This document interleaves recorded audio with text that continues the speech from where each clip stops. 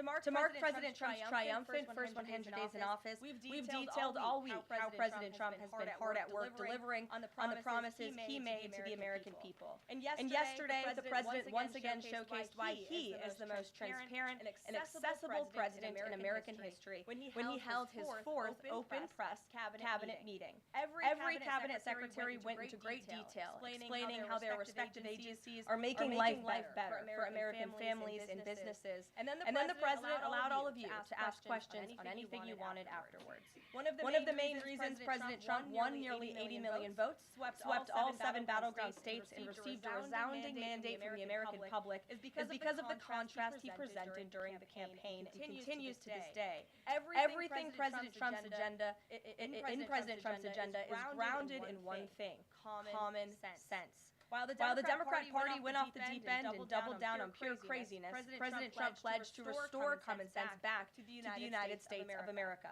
In a little more than 3 months, that's exactly what he's done. He recognized that America is a sovereign nation that cannot survive if it does not protect its territorial borders. So he secured the border in record time and ended the mass invasion of tens of millions of illegal aliens into our homeland. The President knows his top responsibility is ensuring the safety of the American people, which is why he's arresting violent illegal alien invaders in our communities who threaten our public safety. And it's unacceptable to President Trump to allow rampant waste, fraud, and abuse of Americans' precious tax dollars, which is why the President championed a historic DOGE effort that saved nearly $200 billion already. President Trump knows America is blessed with an abundance of liquid gold below our feet in the form of fossil fuels. So he ended Joe Biden's reckless war on American energy and is restoring American energy dominance to lower costs and strengthen our national security. President Trump believes Americans should be free to drive whatever car they want. So he ended Joe Biden's disastrous EV mandate and promoted true consumer choice. President Trump stood up for the Constitution's promise of colorblind equality before the law, so he terminated radical DEI preferencing in federal contracting and directed federal agencies to relentlessly combat private sector discrimination. DEI seeks to divide and pit Americans against each other based on immutable characteristics. President Trump put an end to it. In President Trump's America, individual dignity, hard work, and excellence are the only things that will determine if you get ahead. President Trump is a proud free speech champion, which is why he ended Joe Biden's trampling of free speech rights and the federal government's censorship of American speech on online platforms. The president believes college students have a right to speak their minds and go to school safely. Again, common sense. So he took bold action to protect Jewish American students from harassment by pro-Hamas radicals on their campuses. And President Trump knows that America's children are our future, and he'll never stop fighting for them. That's why he ended the radical, un-American indoctrination of children by eliminating support for divisive, radical gender ideology and equity ideology, and why the president protected parents' fundamental rights. And lastly, the president believes in fundamental biology. Isn't that something? Which is why he made it the official policy of the United States government that there are only 2 sexes, male and female. And because men and women are biologically different, President Trump ended the unfair, demeaning practice of forcing women to compete against men in sports and having their private spaces invaded. When President Trump promised a complete restoration of America and the revolution of common sense, he meant it. And over the next 100 days, get ready for historic trade deals, budget deals, and peace deals. For more on President Trump's common sense revolution, I will turn it over to our White House Deputy Chief of Staff for Policy, Stephen Miller. Stephen, thanks for coming in today.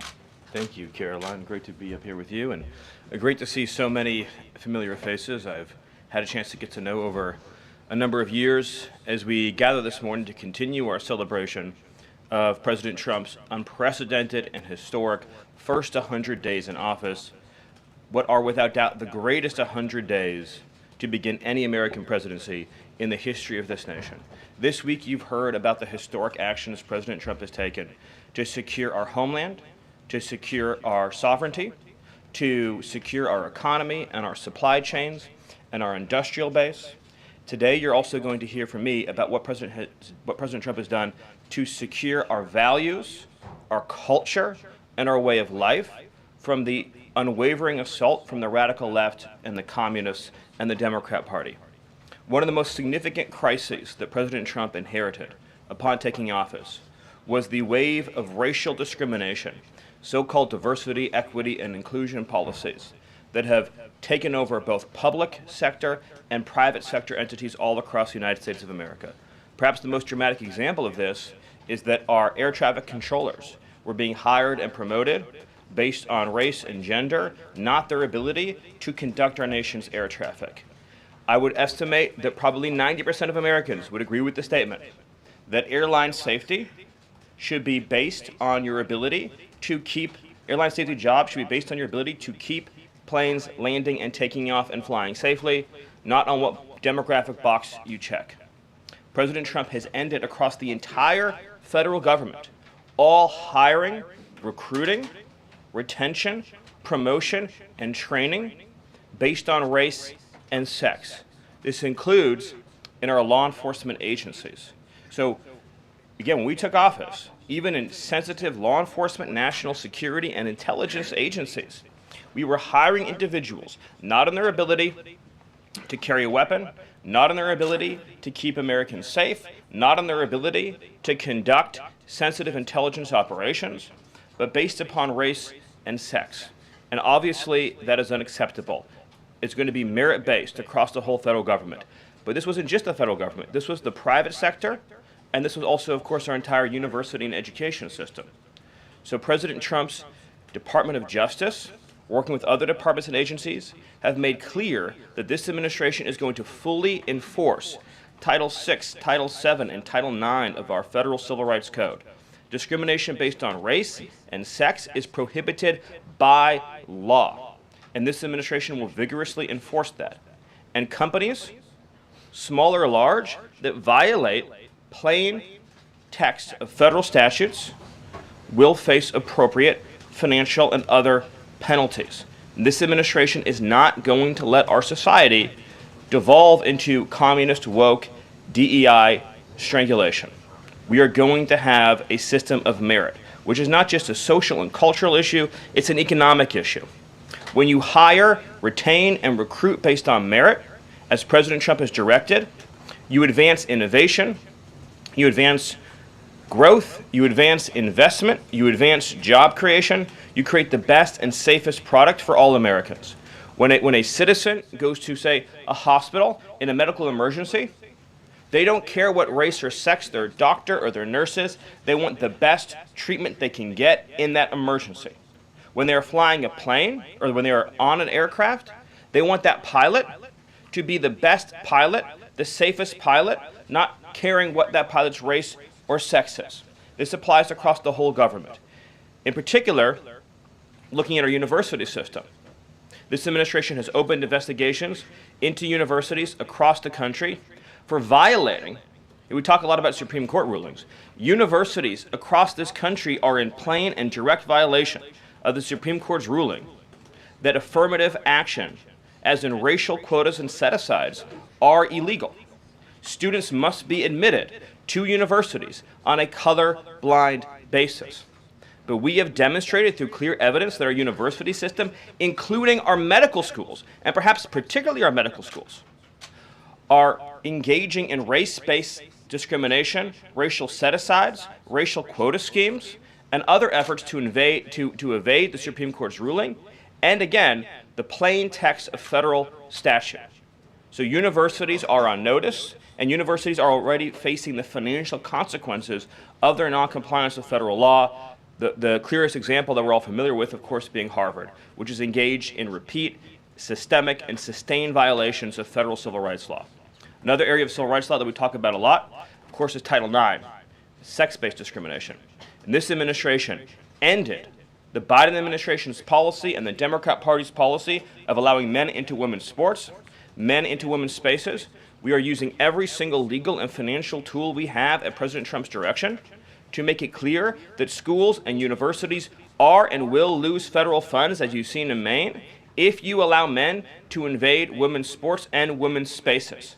And this applies to our whole K-12 system. The Department of Justice is also coordinating with state and local law enforcement to fight child abuse in our school systems. It is child abuse to change a child's gender, particularly if you do not inform the parents. In other words, if a 5-year-old or a 6-year-old goes to school, or a 7-year-old goes to school and the teacher tries to turn the boy into a girl or the girl into a boy, that is child abuse. And this administration is treating that as child abuse. And it is a gross violation of parental rights. This also includes the administration's message to our hospital systems that they cannot and will not be allowed to use taxpayer dollars to perform chemical castrations and sexual mutilations of children. Castration surgeries, castration drugs, sterilization treatments of children are barbaric. They violate all sound medical ethics. They are completely unwarranted. They harm children for life irreversibly. It is child torture. It is child abuse. It is medical malpractice. And so the Department of Health and Human Services, under the leadership of Bobby Kennedy, as well as the Department of Justice and other departments of this government, are making clear to our medical providers and our hospital systems that you cannot use taxpayer dollars to perform these barbaric procedures on America's children. And HHS has systematically eliminated all of the junk, fake science that was produced under the Biden administration, promoting sex changes on children, promoting the idea of sterilizing children. That's been cleaned out, that's been removed, and new guidance is being issued to doctors and hospitals advising them that they cannot perform these horrifying procedures, these irreversible procedures on our nation's children. We are also making clear in our prison system, male prisoners will not be allowed into women's prisons. The Biden administration promoted prison rape by putting men into female prisons. That is obviously insane, cruel, and unacceptable. And even though the Democrat Party and Hakeem Jeffries and the Democrat media continue to fight to put men into women's prisons, this administration will not allow that. And will not allow men, as well, in our K-12 system, into women's private spaces and restrooms. We have seen horrifying example after example of young girls being sexually assaulted because school districts have allowed men into women's and girls' private spaces. This administration, President Trump, is at the forefront of protecting women and protecting girls. And nowhere is that clearer than when we are talking about fighting radical gender ideology. This administration is also fighting to get critical race theory out of our school districts. Children will be taught to love America. Children will be taught to be patriots. Children will be taught civic values for schools that want federal taxpayer funding. So as we close the Department of Education and we provide funding to states, we are going to make sure that these funds are not being used to promote communist ideology.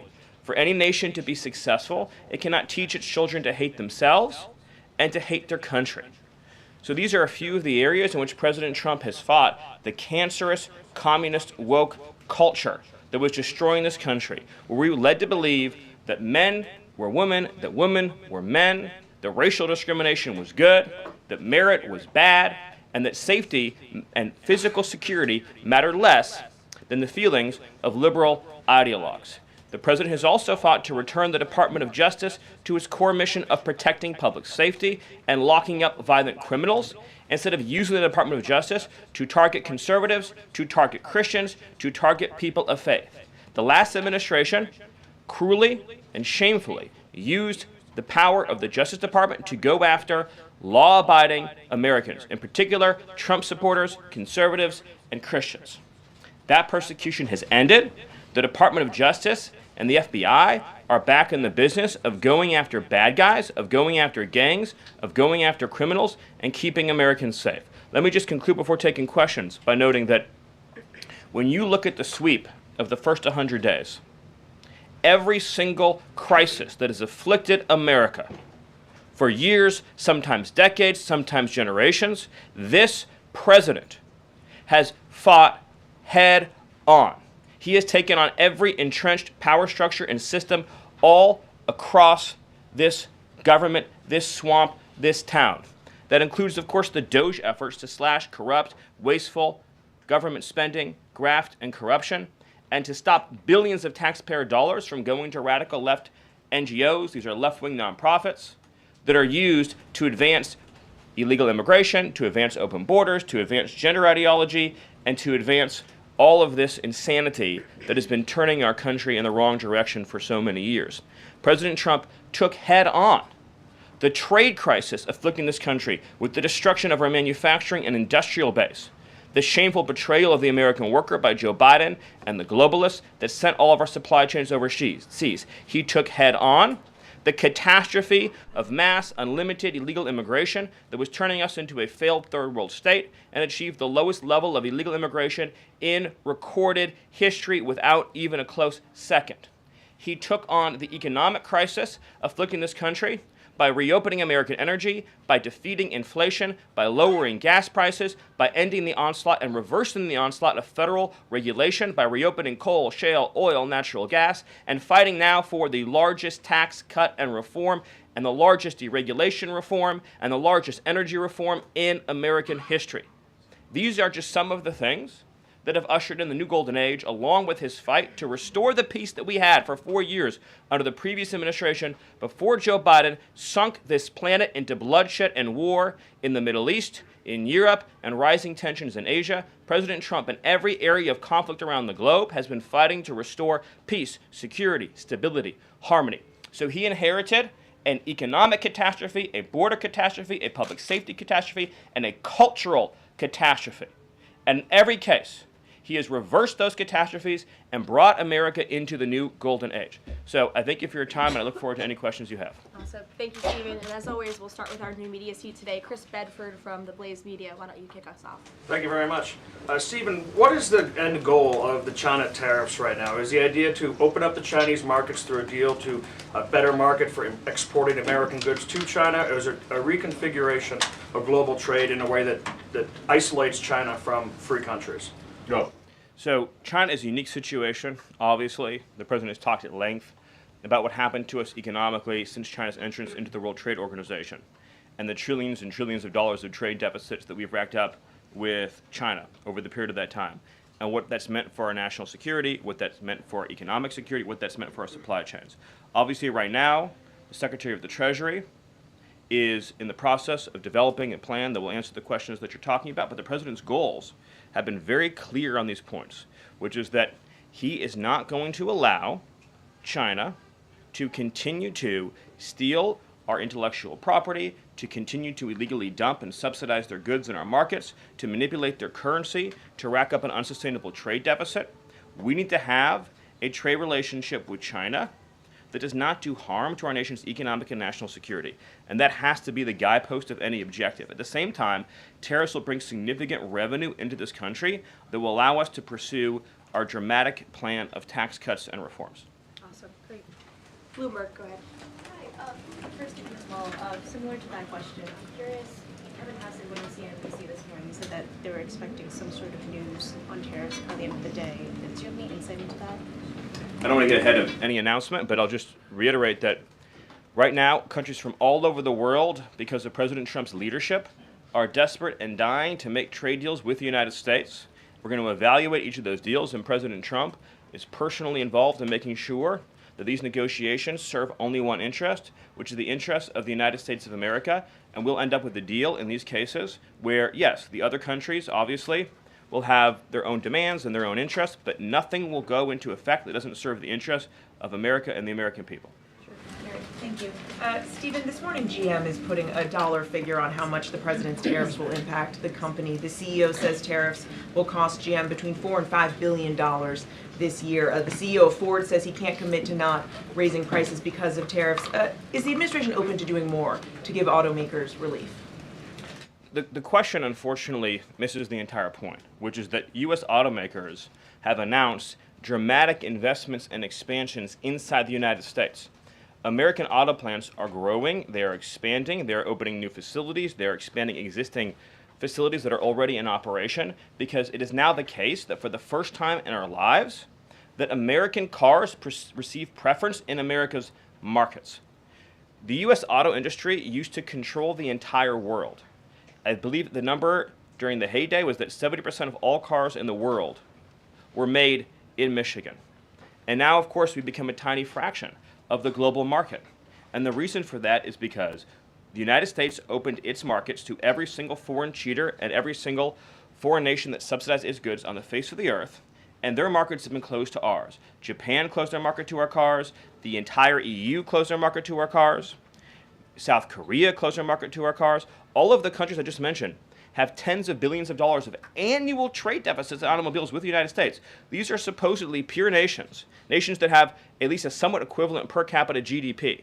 So it is impossible under the terms of fair trade, if you have two nations with similar per capita GDP, to have such uneven trade flows in automobiles.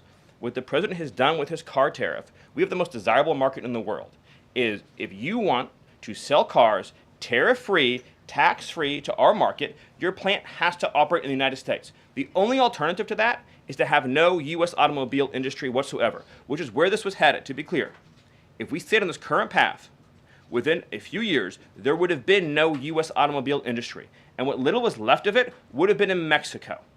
Because U.S. auto companies have steadily been shifting their supply chains to Mexico, where they believe it is cheaper to make their products. In reality, it'll be cheaper to make them here because there'll be no tariff for anything made in the United States, and we'll have the cheapest energy and the best regulatory environment in the face of the earth. But in the meantime, while manufacturing ramps up, American consumers may pay more. Do you agree? Not on cars they won't, because again, there's now a massive economic incentive for automobile producers to expand production in the United States, and whatever they make here, there will be no tariff. We'll go to the back row. Go ahead. Thank you, Karoline. Today, the U.S. Chamber of Commerce released a letter to the Trump administration asking for small business tariff relief. They say that's necessary because in order to save small businesses and to stave off a recession. Stephen, is the administration considering small business tariff relief?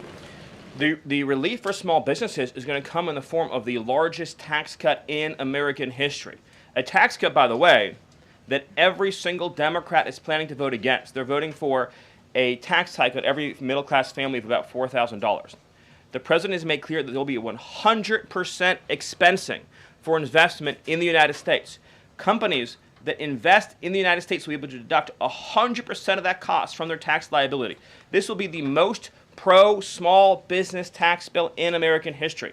And at the same time, this is what you have to understand about the plan, is as they're able to do that, as they're able to reshore those supply chains, that also means they'll pay no tariff. So you'll have the lowest tax environment and there'll be no tariff because their production and supply chains will be in the United States. So that's a no on tariff relief for small businesses in the short term? It's a yes on tax relief for small businesses. And again, you only pay the tariff for products that are made outside the United States.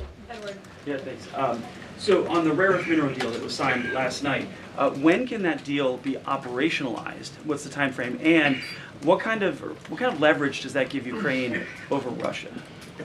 I think the more important point about the Ukraine deal, and I would hopefully have an update for you soon on how quickly it can be operationalized, but we'll be moving at full speed, not only on that mineral deal, by the way, but on every mineral deal that this president has been unleashing. So we're opening up mines all across this country.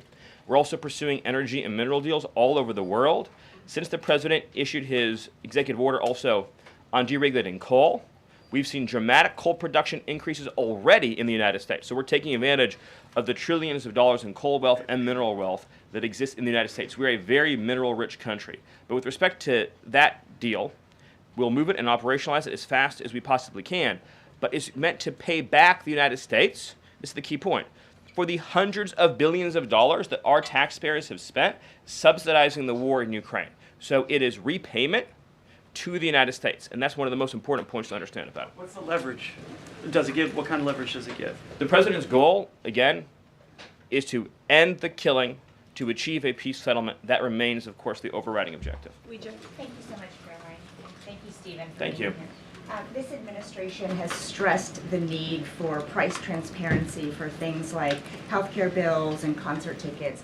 So why is it a political and hostile act for Amazon to display price transparency on consumer goods? Well, I think it's the wrong way of looking at it, which is why would, first of all, that proposal is gone now, but why would Amazon, of all the different things that go into a theoretical price input, right? For example, does Amazon list the cost of California's regulations on everything made in California?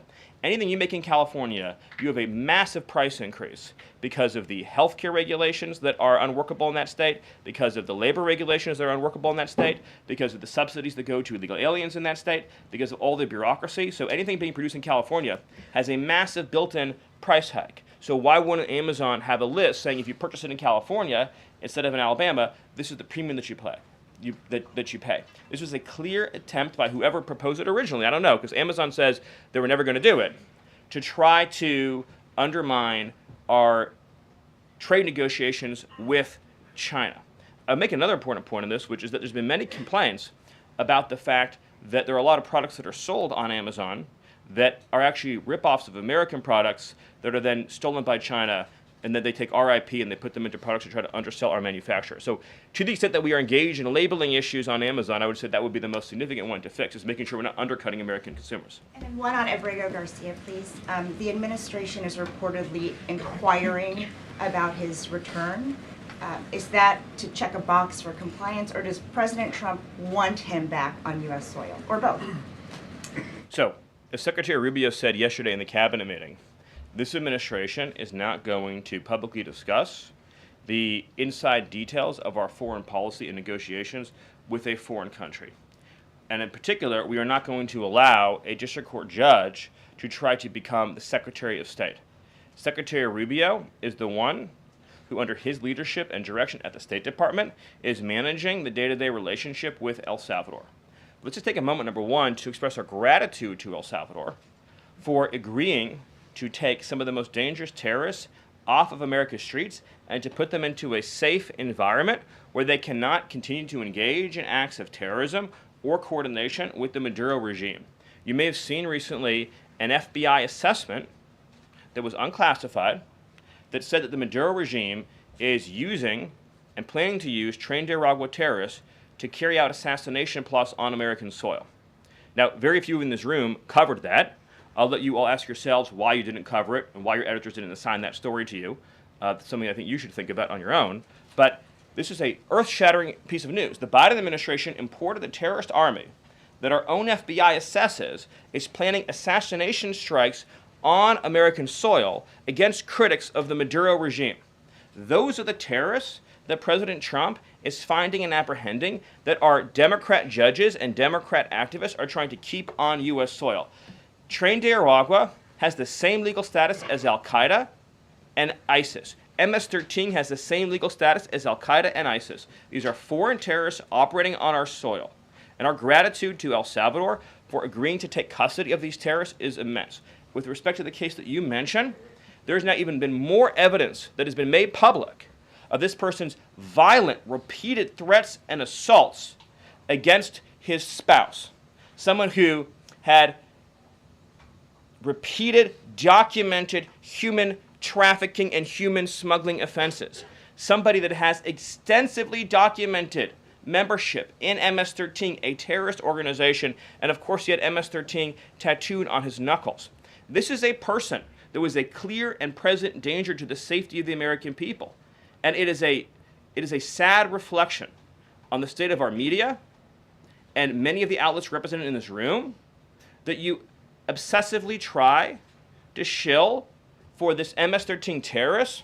Well, no coverage occurred in your papers about any of the Americans that were raped and tortured and murdered by the illegals that Biden was importing into our country. You know, you talk about due process. The Biden administration made the decision to give extensive due process to two Trinidad terrorists that were apprehended at the border just a couple years ago. They were two gentlemen. They were from Venezuela. They were members of Trinidad. The Biden administration, Border Patrol, apprehended them and made the decision to provide them with extensive due process, put them onto a program known as supervised release, and put them on ankle monitors so that they could go through a lengthy legal, judicial determination as to whether these legal aliens who had just set foot on U.S. soil might want to live in the United States for the rest of their lives. What was the result of that decision? What was the result of that choice that was made? Those two men kidnapped a young girl named Jocelyn Ungary from her family. They beat her, they sexually assaulted her, they tortured her, they stripped her, they murdered her, and they dumped her body. That is what the Biden administration's policy was. Most of your papers never covered her story when it happened. To the extent that you covered it at all, it was because President Trump forced you to cover it by highlighting it repeatedly over and over again. He had to shame you into covering it.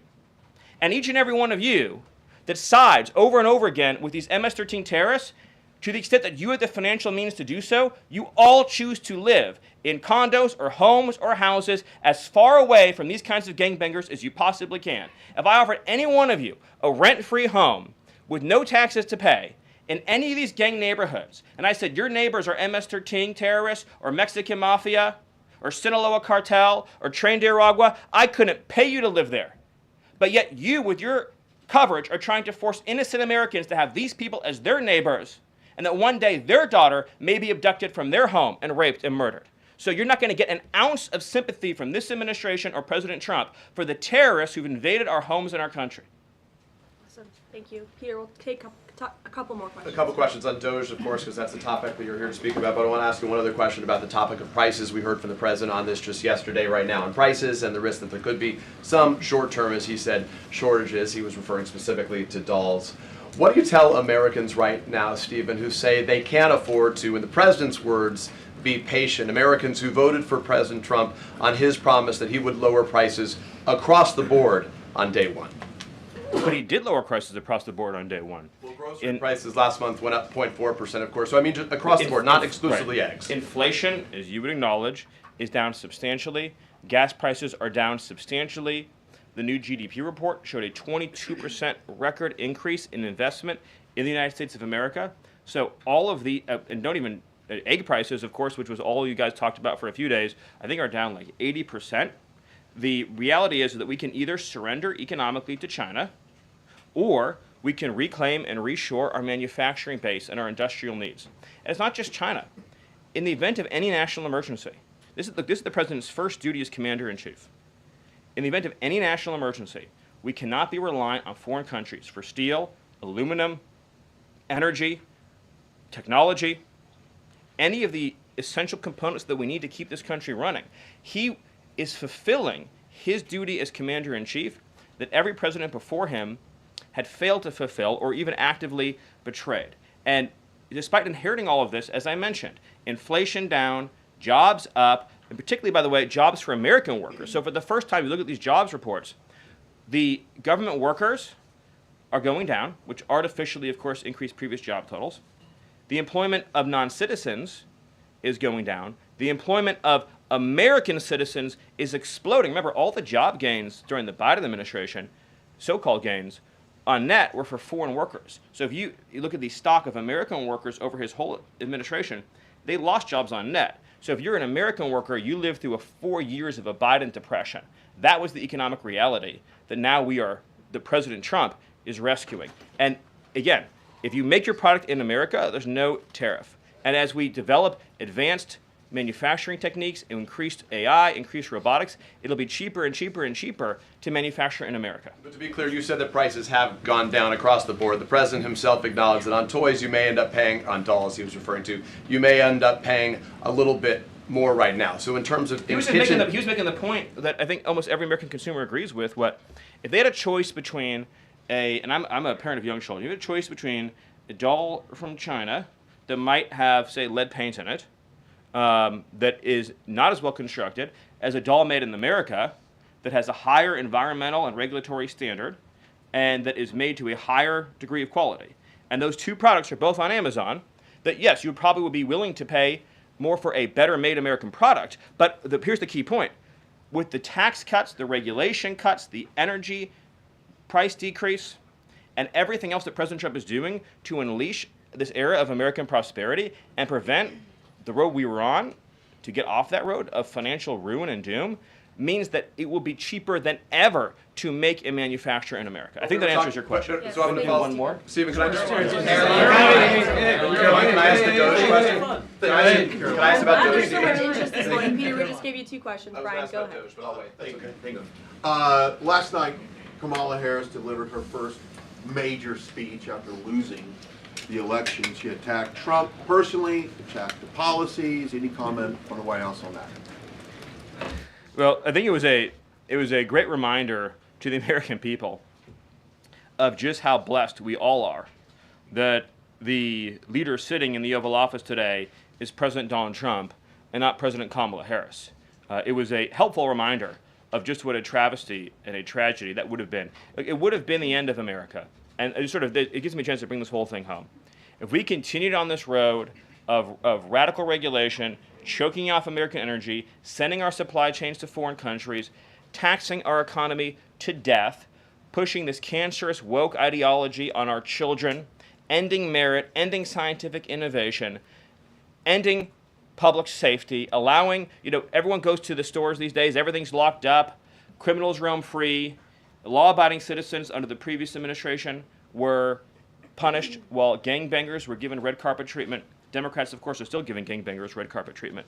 And then the border invasion. If those policies had continued, it would have been the end of the American Republic. And the only thing Americans want to hear from Kamala Harris is an apology for joining Joe Biden, and remember, she was the border czar, joining Joe Biden in aiding and abetting the invasion of our country. And we're never going to stop talking about this, because what they did to this country is unforgivable. It is an eternal stain on the Democrat Party. Every day we read another story. Every day we arrest another alien they let into this country who raped a child, who beat a woman within an inch of her life, who murdered a mom, who murdered a dad, who trafficked drugs into this country, who trafficked fentanyl into this country, who are responsible for dead and slaughtered Americans. And I don't know what's broken in the Washington press corps, that none of that moves them emotionally. The only thing that gets them exercised is, do we need to have more trials for terrorist supporters? Do we need to have more trials for gangbangers? Do we need to have more trials for illegal alien invaders? Even though Congress and the Constitution clearly say that you can expel invaders and illegal aliens quickly, efficiently, and properly. This president has literally saved America, and I could not be prouder.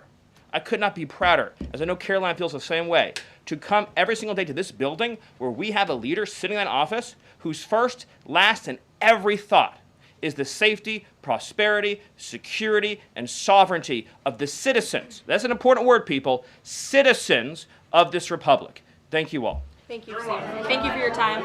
Thank you, everyone. And just to add on the Kamala Harris point, I think I speak for everyone at the White House. We encourage Kamala Harris to continue going out and do speaking engagements. You'll hear from the president at 11 o'clock. See you guys later. A report, the president's planning to fire Mike Waltz. You guys have a response? Why haven't you nominated a single judge?